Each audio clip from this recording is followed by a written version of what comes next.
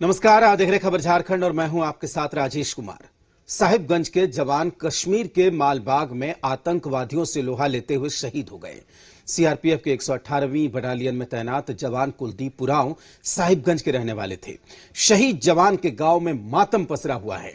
जवान के पिता भी सीआरपीएफ के रिटायर्ड जवान हैं, जबकि शहीद की पत्नी कोलकाता पुलिस में कांस्टेबल के पद पर तैनात है। कुलदीप उरांव की बहाली जनवरी 2001 में सीआरपीएफ में हुई थी और हाल ही में प्रोन्नति मिली थी। कुलदीप उरांव के 2 बच्चे हैं। उधर श्रीनगर में शहीद जवान को श्रद्धांजलि दी गई और पार्थिव शरीर को उनके पैतृक गांव भेजा गया।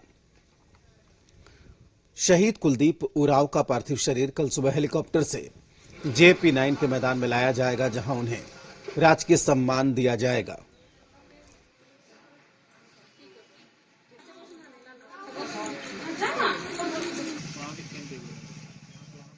वो तो बहुत गर्व महसूस हो रहा है।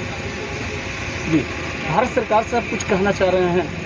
भारत सरकार से तो मैं ये कहना चाहूँगा कि जो भी वहाँ घटनाएं होती है उसको सख्त से सख्त उससे निपटारा किया जाए, क्योंकि हम भी वहाँ 12 साल रह करके आए हैं। हमको मालूम है कि किस तरह से वहाँ घटना आप भी सीआरपी में थे सर, हम भी वहीं रहे हैं। कश्मीर में शहीद हुए साहिबगंज के लाल कुलदीप उरांव का पार्थिव शरीर रांची पहुंच गया है। एयरपोर्ट से पार्थिव शरीर को सीआरपीएफ कैंप लाया गया, जहां राज्यपाल द्रौपदी मुर्मू, मुख्यमंत्री हेमंत सोरेन, बीजेपी के विधायक दल के नेता बाबूलाल मरांडी सहित सीआरपीएफ और झारखंड पुलिस के अधिकारियों ने श्रद्धांजलि दी। कल शहीद कुलदीप उरांव के पार्थिव शरीर को साहिबगंज भेजा जाएगा। मुख्यमंत्री हेमंत सोरेन ने कहा कि आज फिर से झारखंड का एक सपूत देश की गरिमा, देश के सम्मान के खातिर बलिदान दिया गया है। गर्व भी है और मन में दुख भी है कि ये शहादत बेकार न जाए। याद रखना चाहिए, बाबूलाल मरांडी ने भी शहीद के शहादत को नमन किया है। झारखंड का एक सपूत, देश की गरिमा, देश का सम्मान के खातिर अपनी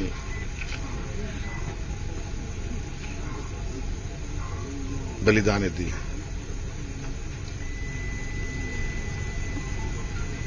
गर्व भी है और मन में दुख भी है। जो शहीदों का जो खून है वो व्यर्थ नहीं जाएगी, क्योंकि देश हित में लोग बलिदान हो रहे हैं। और आज तो मैं परमात्मा से भी यही प्रार्थना करूंगा कि उनके परिवार को हिम्मत और ताकत दे। रामगढ़ के चितरपुर में 3 तलाक का एक मामला सामने आया। विदेश में रहने वाली महिला के शौहर ने फोन पर 3 तलाक दे दिया। चितरपुर बेलाल नगर की रहने वाली 24 साल की फरहाना फातिमा को उसके पति जहीर अख्तर ने फोन पर 3 तलाक दे दिया। पूरे मामले को लेकर पीड़ित महिला ने रजरप्पा थाने में शिकायत दर्ज कराई और ससुराल वालों पर मारपीट और रुपए की मांग का आरोप लगाया।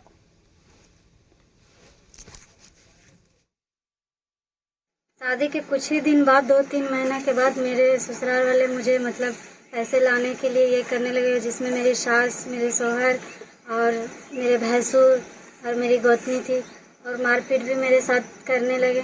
पैसा न देने पर मुझे तलाक की धमकी दी जाती थी।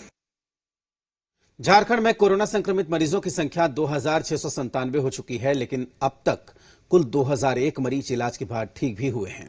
झारखंड में कोरोना के एक्टिव केस की संख्या 681 है और प्रदेश में अब तक 15 मरीजों की कोरोना से मौत हो चुकी है।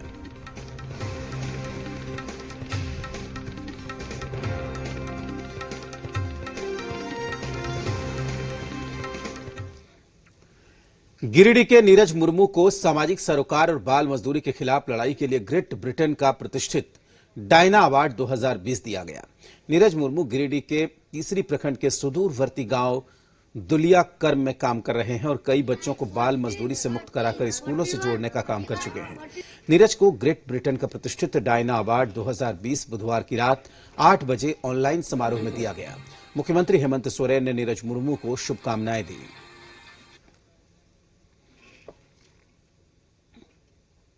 बीएमजी का मतलब होता है हमारे गांव में जो बचपन बचाओ आंदोलन के कार्यकर्ता के द्वारा जो बाल मित्र गृह का संगठन किया जाता है उसको बीएमजी बोला जाता है।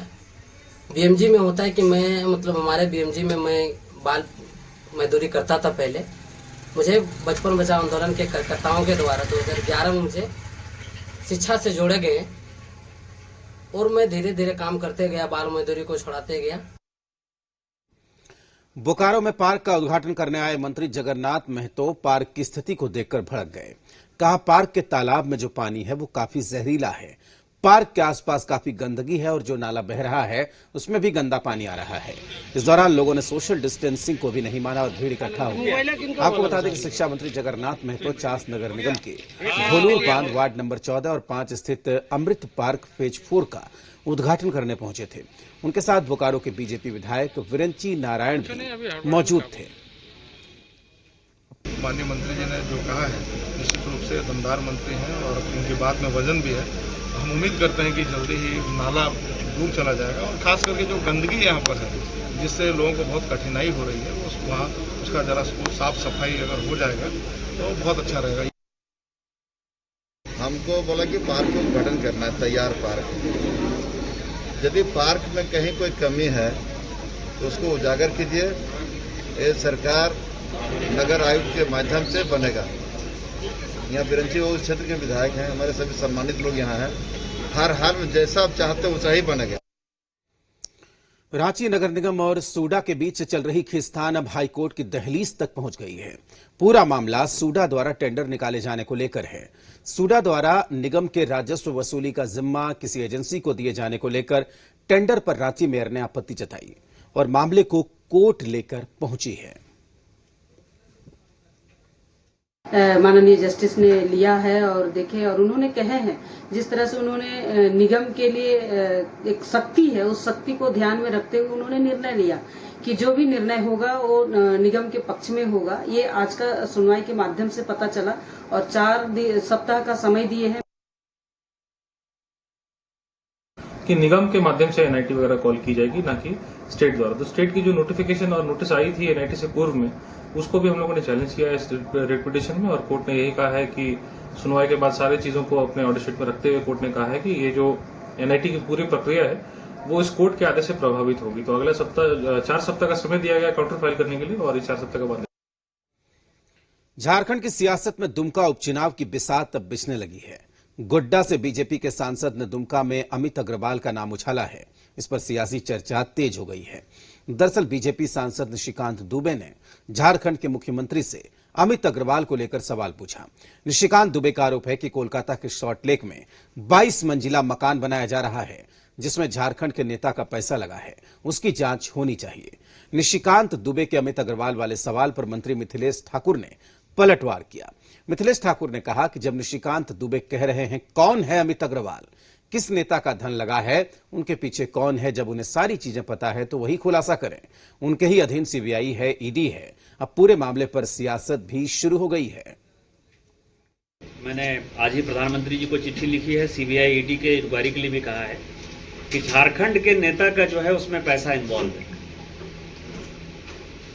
तो मैं ईमानदार मुख्यमंत्री हेमंत सोरेन जी से आग्रह करूंगा कि अमित अग्रवाल के उस प्रॉपर्टी में जो सॉल्ट लेक में बन रहा है 22 मंजिला मकान, उसमें झारखंड के किस नेता का पैसा इन्वॉल्व है ये उनको बताना चाहिए। इस पर उनकी जांच होनी चाहिए। मुझे लगता है कि उनको भी अपनी जांच करानी चाहिए, नहीं तो ईडी और सीबीआई और इनकम टैक्स तो उसकी जांच कर ही रही है।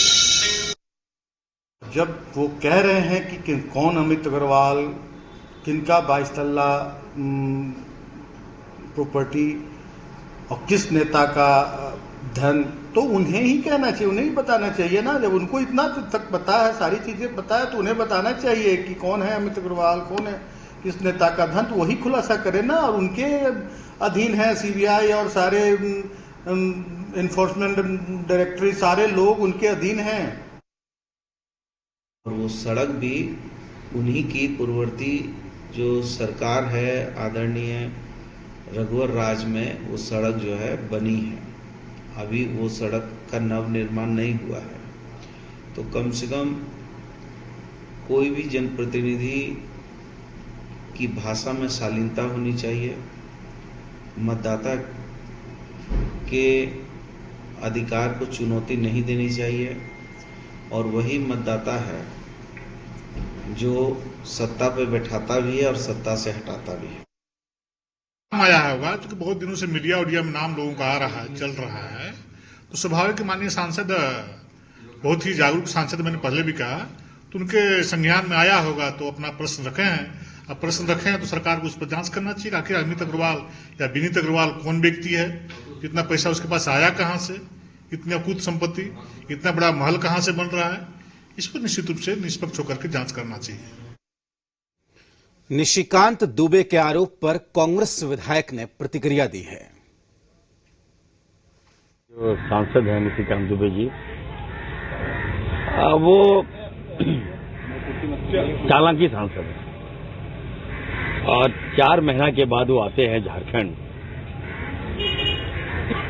उसके बाद एक ऐसा ट्वीट करते हैं, ऐसा बयान देते हैं ताकि जनता भूल जाए कि 4 महीना आप कहां थे। केंद्रीय विद्युत मंत्री राजकुमार सिंह के साथ सीएम हेमंत सोरेन की वीडियो कॉन्फ्रेंसिंग से बैठक हुई। इसमें सीएम हेमंत ने विद्युत अधिनियम संशोधन विधेयक के प्रस्तावित कई मसौदे पर आपत्ति जताई और कहा कि इससे राज्य की शक्तियों का हनन होगा। दरअसल केंद्रीय विद्युत मंत्री राजकुमार सिंह ने राज्यों के बिजली मंत्रियों और मुख्यमंत्रियों के साथ विद्युत अधिनियम संशोधन 2020 के प्रस्तावित मसौदे पर वीडियो कॉन्फ्रेंसिंग मीटिंग की। इसमें सीएम हेमंत सोरेन ने आपत्ति जताई है। मुख्यमंत्री ने संवाद के दौरान डीवीसी द्वारा बकाया होने की बात कहकर राज्य के 7 जिलों में बार-बार बिजली आपूर्ति बाधित करने का मुद्दा रखा। साथ ही साथ डीवीसी को आवश्यक निर्देश देने की बात कही।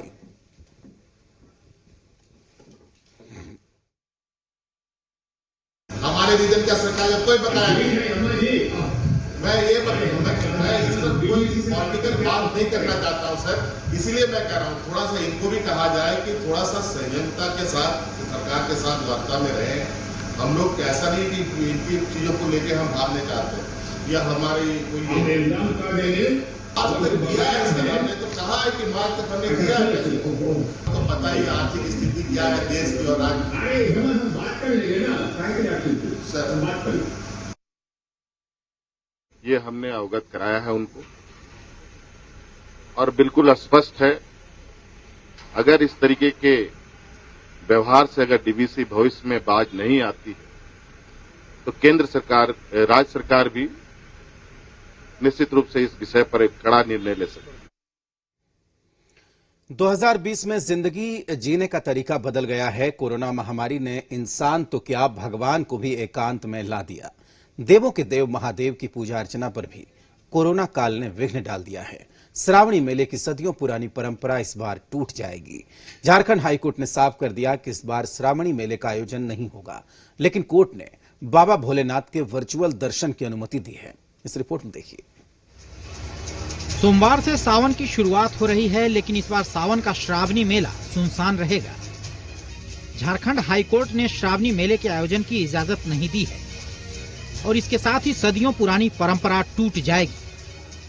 दरअसल सावन में पूरे देश से श्रद्धालु बाबा धाम और बासुकीनाथ आते हैं, लेकिन कोरोना संक्रमण को लेकर हेमंत सोरेन सरकार राज्यवासियों के बेहतर स्वास्थ्य के प्रति गंभीर है। सरकार संक्रमण काल में लोगों से स्वास्थ्य को लेकर किसी तरह का जोखिम नहीं लेना चाहती। लिहाजा सरकार ने 31 जुलाई तक किसी भी तरह के धार्मिक आयोजन पर रोक लगा दी थी, जिसमें श्रावणी मेला भी शामिल था, जिसके खिलाफ गोड्डा सांसद निशिकांत दुबे झारखंड हाईकोर्ट पहुंच गए। लेकिन अब कोर्ट ने भी श्रावणी मेले की इजाजत नहीं दी है, लेकिन श्रद्धालुओं की आस्था को देखते हुए मंदिर में वर्चुअल दर्शन की इजाजत दी गई है। श्रावणी मेला इस बार हम लोगों ने निर्णय लिया है कि नहीं करने का और मंदिर को बंद रखने का और सभी रिलीजियस प्लेसेस को बंद रखने का निर्णय जो सरकार का है वो राज्य हित में है और जनहित में है और इस कोरोना के काल में, और इसलिए हम उसको 31 जुलाई तक उसको एक्सटेंड किया है। वर्चुअल दर्शन की व्यवस्था कीजिए। जो पूजा हो रहा है, कभी भी मंदिर में पूजा रुका नहीं है, मंदिर बंद है, तो पूजा होगा सावन में, उसके पहले दिन से ही हम लोग वर्चुअल दर्शन की व्यवस्था करेंगे। कोर्ट ने ऑनलाइन पूजा की अनुमति दी है, जिसके बाद देवघर में सरकार से लेकर जिला प्रशासन इसकी रूपरेखा तैयार करने के लिए जुट गया है। देवघर के पंडा धर्मरक्षणी सभा ने इस फैसले का स्वागत किया है। ऑनलाइन पूजा के संबंध में हम उपायुक्त महोदय से मिलेंगे, समझेंगे उनका कॉन्सेप्ट क्या है, कैसे वो तैयारी कर रहे हैं। हाँ, ये है कि पूजा नहीं हो रही है तो लोगों को दर्शन होने चाहिए। इस बार भक्त बाबा वैद्यनाथ और वासुकीनाथ का ऑनलाइन दर्शन कर पाएंगे। दुमका उपायुक्त राजेश्वरी बी ऑनलाइन दर्शन कराने की तैयारी में जुट गई हैं। इस साल कोरोना के संक्रमण के वजह से श्रावणी मेला का आयोजन नहीं किया जा रहा है और क्योंकि ये मामला कोर्ट में भी चल रहा था, हम लोग इसके लिए इंतज़ार कर रहे थे कि कोर्ट की तरफ से क्या आदेश आएगा। तो अभी ऑनलाइन दर्शन का आदेश हुआ है और विभाग की तरफ से भी इस प्रक्रिया को अपनाने के लिए कई सारे मीटिंग्स और डिस्कशंस चल रहे हैं। श्रावणी मेला से करोड़ों लोगों की आस्था जुड़ी हुई है। सावन का पूरा महीना बाबा वैद्यनाथ धाम और बासुकीनाथ धाम के नाम रहता है, लेकिन कोरोना महामारी ने श्रावणी मेले पर भी ब्रेक लगा दिया। रांची से कामरान, दुमका से सुबीर और देवघर से दीप नारायण की रिपोर्ट, जी मीडिया। झारखंड हाईकोर्ट ने श्रावणी मेले के आयोजन पर रोक लगा दी, लेकिन इस बार सावन के पवित्र महीने में श्रद्धालुओं को बाबा बैद्यनाथ धाम मंदिर में ऑनलाइन दर्शन कराया जाएगा। झारखंड की सभी राजनीतिक पार्टियां हाईकोर्ट के फैसले का स्वागत कर रही हैं। हालांकि गोड्डा सांसद के जनहित याचिका पर सियासत भी शुरू हो गई है।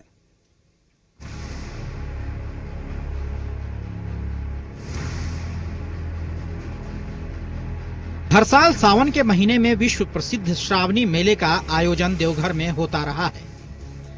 इस बार 6 जुलाई से सावन का महीना शुरू होने जा रहा है, लेकिन कोरोना काल में इस बार श्रावणी मेले का आयोजन नहीं होगा। झारखंड हाईकोर्ट ने श्रावणी मेला लगाने की इजाजत नहीं दी है। हाँ, बाबा के वर्चुअल दर्शन की इजाजत जरूर दी गई है। दरअसल श्रावणी मेला और मंदिर का पट खोले जाने को लेकर गोड्डा सांसद निशिकांत दुबे ने एक जनहित याचिका दायर की थी और हाईकोर्ट से छूट दिए जाने की मांग की थी, लेकिन हाईकोर्ट से निशिकांत दुबे को झटका लगा है। वहीं बीजेपी हाईकोर्ट के आदेश का सम्मान करने की बात कह रही है।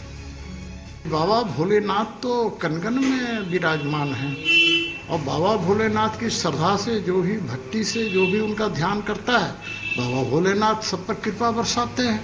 इसलिए मैं माननीय उच्च न्यायालय के आदेश का बिल्कुल समर्थन करता हूं। वर्चुअल दर्शन को लेकर हाईकोर्ट के आदेश का कांग्रेस ने स्वागत किया है। मंत्री बादल पत्रलेख की दलील है कि हम कोर्ट के आदेश का सम्मान करते हैं और सरकार शुरू से ही वर्चुअल दर्शन की पक्षधर रही है। मंत्री ने कहा कि हम जो करना चाहते हैं उसका ही कोर्ट ने आदेश दिया। वहीं निशिकांत दुबे पर उन्होंने आस्था और भावना के साथ खिलवाड़ कर नए नए हथकंडे अपनाने का आरोप लगाया है। माननीय कोर्ट का भी, सरकार का भी, सबका इस ओर बिल्कुल क्लियर संदेश है कि देश खतरे में है, मानवता खतरे में, हम खतरे में, आप खतरे में है। आस्था और भावना के साथ खिलवाड़ करने का किसी का अधिकार नहीं है। पूरे फैसले का जेएमएम भी स्वागत कर रहा है। सांसद विजय हांसदा मुख्यमंत्री हेमंत सोरेन के दूरगामी सोच की तारीफ कर रहे हैं, तो जेएमएम प्रवक्ता मनोज पांडे का दावा है कि वर्चुअल दर्शन का कंसेप्ट सरकार के पास था, जिसकी चर्चा और तैयारी भी हो रही थी और अब अदालत ने भी निर्देश दे दिया है, इसलिए इसका अक्षरशः पालन होगा। वहीं निशिकांत दुबे पर सुर्खियों में बने रहने का आरोप लगाया। आज हेमंत जी राज्य के मुख्यमंत्री हैं, तो पूरे राज्य के तमाम लोगों की जिम्मेदारी उन पे है। अभी सबसे पहली प्राथमिकता है कि हम अपने यहाँ के जनता को किस तरह से बचाएं, और उसके तहत जो फैसला लिया गया है बहुत ही सटीक फैसला लिया गया है। वर्चुअल दर्शन की बात जो कंसेप्ट था, ये तो माननीय हेमंत जी के पास भी था और वो चर्चा भी कर रहे थे इस पर। वर्चुअल दर्शन कराने की तैयारी भी हो रही थी, लेकिन अब तो अदालत ने निर्देश दिया है, अक्षरशः पालन होगा। लेकिन जो बड़बोले सांसद भाजपा के सुर्खियों में रहने के लिए कुछ कुछ करते रहते हैं, इसलिए उन्होंने ये एक हथकंडा भी अपनाया। कोरोना संकट को देखते हुए अदालत ने श्रावणी मेले की इजाजत तो नहीं दी, लेकिन वर्चुअल दर्शन का जो आदेश दिया है उससे भक्तों की भावना पूरी होती जरूर दिख रही है। कामरान, जी मीडिया, रांची।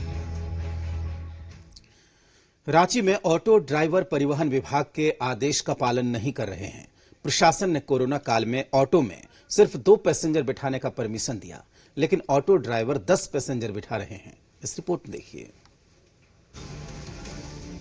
कोरोना का संक्रमण थमने का नाम नहीं ले रहा है और रांची में ऑटो ड्राइवर जमकर अनलॉक की गाइडलाइन की धज्जियां उड़ा रहे हैं। तस्वीरें देखिए, कैसे एक ऑटो में 10 सवारी सवार हैं। यहां प्रशासन ने कोरोना काल में ऑटो में सिर्फ 2 पैसेंजर बिठाने का परमिशन दिया है, लेकिन ऑटो ड्राइवर 10 पैसेंजर बिठा रहे हैं।